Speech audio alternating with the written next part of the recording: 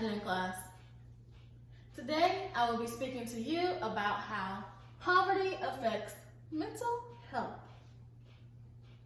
Did you know that persons at poverty levels are 3 times more likely to experience psychological distress?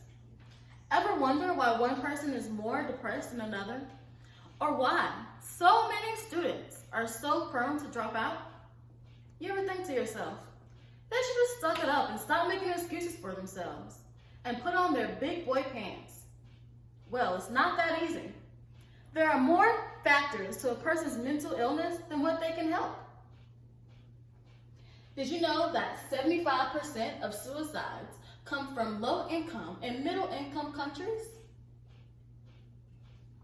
People who grow up in low-income homes are more likely to mental illnesses.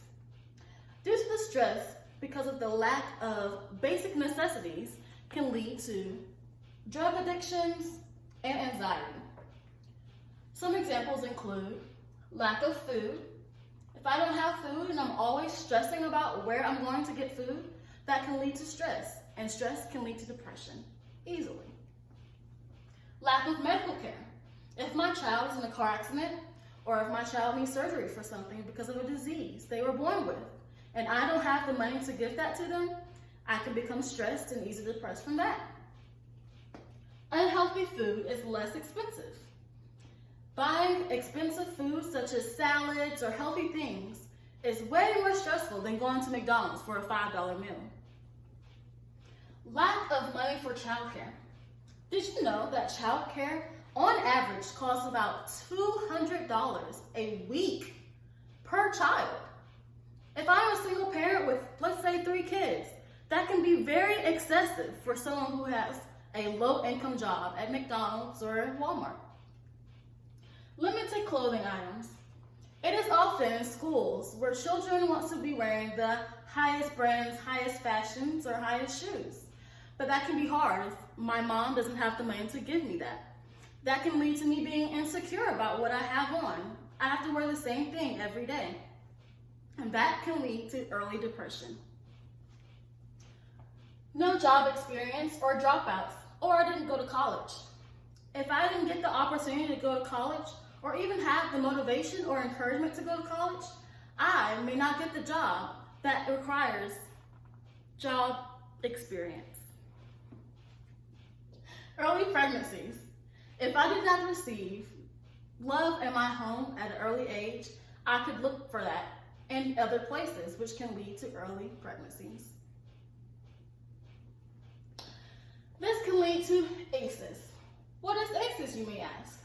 ACEs stands for Adverse Childhood Experiences. People who go through adverse childhood experiences are more likely to develop mental illnesses. Examples include a parent who does drugs, having a loved one die, experiencing sexual abuse, witnessing neglect, or living under a under-resourced home. Well, you may ask, how can we help? Or how does this become our problem? Strengthen economic support for families. This can include healthcare and welfare. Like I stated before, being able to pay for my child's surgery is a big help so that I don't have to stress about where I can get money.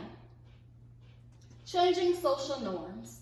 It is often that an African American male only hope for college is a college athletic scholarship.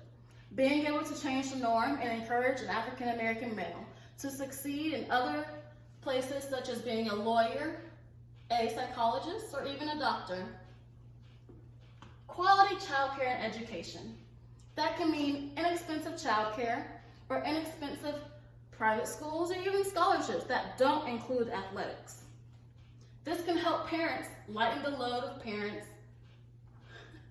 This can help lighten the load of parents so that they don't have to worry about how they can get their child to school or get them the best education. Enhancing parenting skills. That includes parenting seminars and parenting brochures that are available everywhere, even Walmart. We may think that parenting is easy, but it's very difficult and it's all new, especially for a first-time parent.